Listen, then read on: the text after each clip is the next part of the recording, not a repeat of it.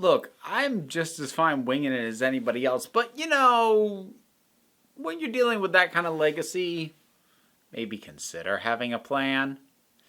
Hey folks, so I want to talk about, well, I actually want to talk about a number of things, but the order in which I'm going to talk about them, first thing we're going to talk about is J.J. Abrams owning up to the fact that there was no plan for Star Wars, and that might have been a bad idea.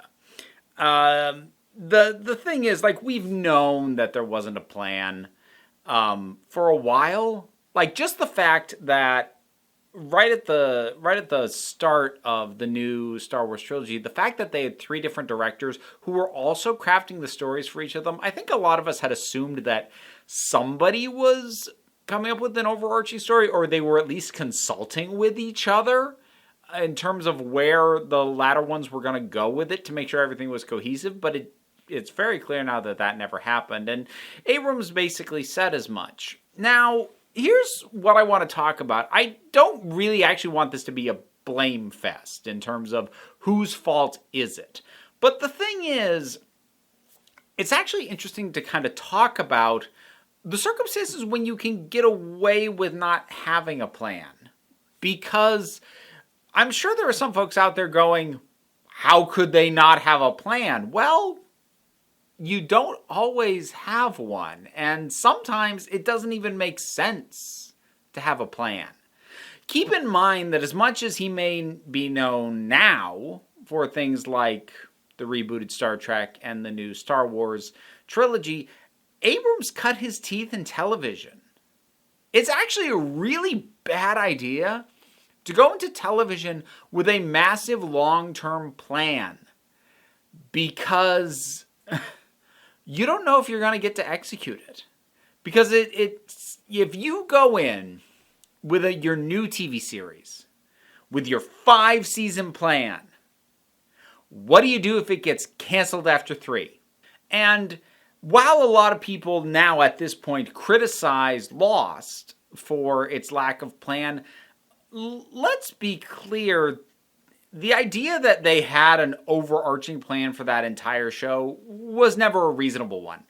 Given how many episodes they did per year, the way that they needed to try and respond to audience reactions and perceptions, the fact that there was a writer's strike in the middle of the dang thing, the idea that the entire thing was meticulously planned out was never going to happen. Now, that's not necessarily to defend the latter seasons of Lost. They probably could have done it better than they did, but the way that television tends to be handled is you go in with a pitch. You know how you're going to start, and you set up things that you know will give you the opportunity to pick up on them later, but you don't lock yourself in to where you think you're going. You have to be more flexible than that for a variety of reasons because of the way television works.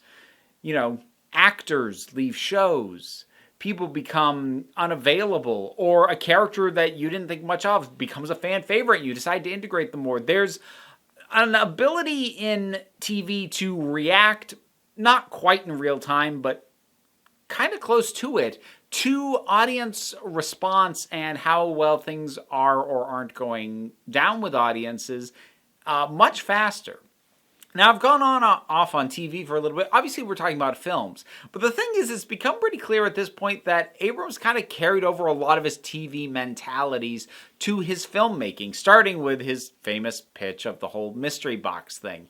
Again, that in a lot of ways feels like something that's carried over from TV, even though he's pitched it very hard in his films and films that he's produced. Because the idea of a mystery box, what, don't you want to find out what this is? Again, is a really good hook for a TV show to lay in at its debut episode to keep people coming back week after week after week after week.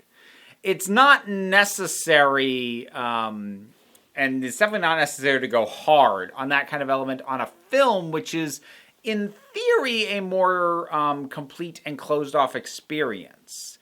I think the thing is, Abrams, like him or not, has more or less gotten away with this somewhat more freewheeling approach up until now because he's never really done something with the weight of Star Wars. You know, even something like Star Trek, he was able to tackle those films as individual things. He wasn't trying to build this massive continuing thing. Like, he set up things to be picked up on later. Obviously, there were more films planned, but it wasn't intended to be a multi-part story, so it didn't need to worry about that kind of stuff. Could just focus on the story being told. Like that story or not, it is at least a complete story, each of those films. Star Wars, because of just the way Star Wars has always been told, from the days way back when George Lucas was handling things, they are something more like a continuing narrative. And you kind of need a plan. And if you're not going to have a plan, you need to slow down. Because, look, it's debatable, in truth, how much of a plan George Lucas actually had. I mean, let's be honest. When he made the original Star Wars, when he made A New Hope, before it was even called A New Hope, it was just called Star Wars, he thought that was the only film he was going to make. Like, there were little mystery things planted and, you know, things left that could be picked up again. But he didn't think he was going to make another one of these films. He had a ton of unused material, but it wasn't necessarily sequel material. It was stuff that he couldn't cram into this film. Now, when he got the opportunity to continue to make them, he was taking 3 years between each release. Whereas the new Star Wars trilogy, those were coming out every 2 years. And the only way they could come out every 2 years was with the productions overlapping with each other. And when you are having things pick up that quickly, one right after the other, you need a plan. Because Lucas being able to take 3 years and basically dedicate a lot more time to figuring out what the story would be and figuring out where he was going to go later, as opposed to needing to cram stuff in a shorter amount of time. And plus, you know, being the vision of one person as opposed to trying to get 3 people. Ultimately, it was 2 people because Colin Trevorrow dropped out of the last one. Trying to get 3 people on the exact same page when there's no overarching authority. Because Lucasfilm doesn't have a Kevin Feige. Now, to be fair, Kathleen Kennedy hasn't tried to be Kevin Feige. But Kevin Feige over at Marvel is the person who knows the big picture and is making sure things aren't going off the rails on, you know, some of the far ends of this. There's somebody who is keeping an eye on the whole thing so that individual filmmakers can just focus on their part. And Star Wars just really didn't have that. Not in a creative guiding kind of sense. And some people are, you know, still getting hung up on the idea that George Lucas, you know, pitched, you know, when he handed over the company, he pitched what he thought would be best for a continued trilogy. They opted not to use it. I haven't checked lately. I don't know if the details of his pitch have ever surfaced, because until they do, you know, it's very easy for people to go, why didn't they just use what George Lucas pitched? Well, because maybe it was crap. Maybe it was crap. I don't know, at the very least. And that, for whatever reason, that wasn't the way they went. But the way they opted to go is just not something you do with a property like Star Wars. Going in with no plan, you can get away with, honestly, a lot of things.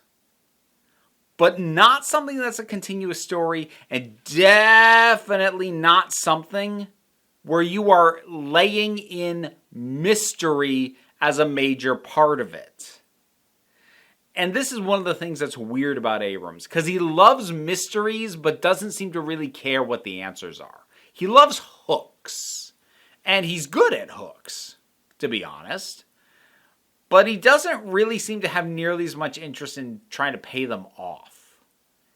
And that's just where the man's skill set lies. But the problem is, if you're going to hook people in on a mystery, and the answer sucks, they're going to feel like it wasn't worth it.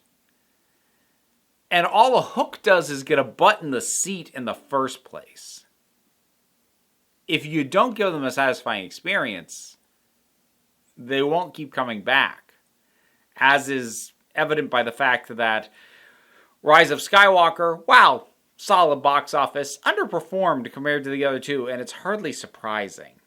And you can't blame that strictly on The Last Jedi, because if you could blame opening box office weekends on The Last Jedi, because that left a bad taste in a lot of people's mouth, mine included, and people were maybe like waiting to see. But if Rise of Skywalker had been good, and like really genuinely, unequivocally good, word of mouth would have gotten around. People would have come and seen it to see the trilogy be saved. But look, I have fun with it.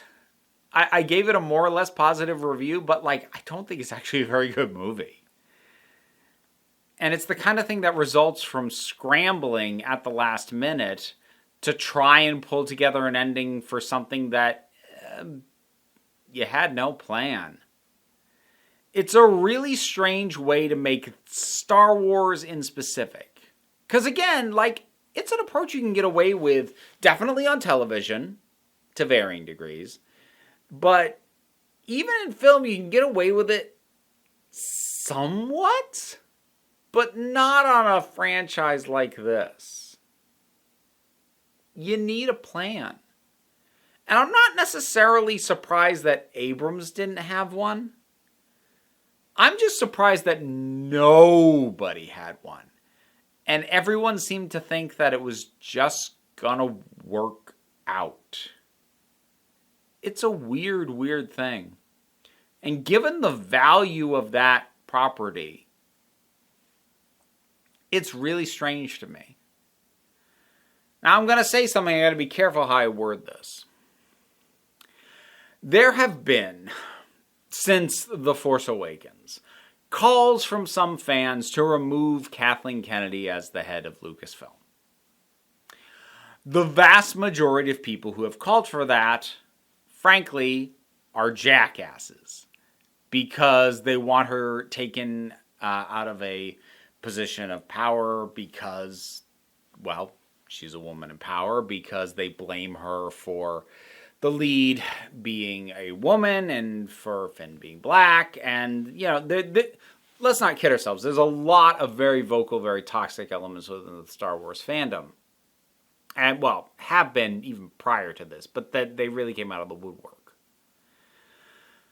However, if somebody wanted to question her decisions in running this company, given that this was a multi-billion-dollar franchise, and she signed off on going forward with no plan,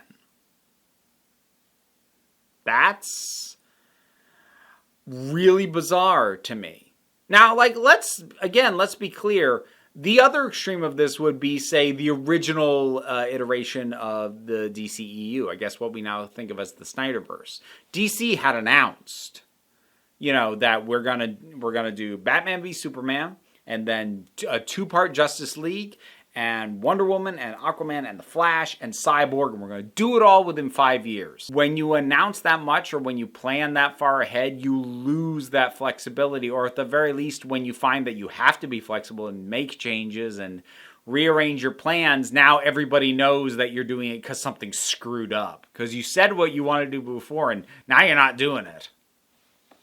So, again, it's easy to come up with this narrative that we'll just plan everything. Well, no, over-planning is a thing, because you can get way far down a rabbit hole But it all depends on that sort of initial thing working. But then if it doesn't, then you end up, well, then you end up with Dark Universe and the Tom Cruise Mummy. Clearly designed to set up a ton of other stuff, none of which happened or ever will, because this first thing was crap and they were too busy planning what they were going to do next. That's over planning to the detriment of the product. But the new Star Wars trilogy really is the exemplar of the other extreme of that, which is a property that should have some planning, just not having any. It's become a very strange thing. I hesitate to call it a cautionary tale because I don't know how many studios would ever go into a project like Star Wars without a plan. Like, knowing for certain they were going to make 3. Again, usually if you go in with no plan, like, you know what your first film is. Maybe you've got some ideas for the second and third, but, like, you're not making plans now. Just make the first film. They knew for a fact they were doing 3 films. Absolutely. No question. Was definitely happening. And there wasn't a plan. The number of people at the top who would have had to have thought that was a good idea staggers the mind. I don't know if we'll see something like that again. I don't know if we've really seen anything like that before. Not on this scale. But that's why it makes it interesting for me to think about.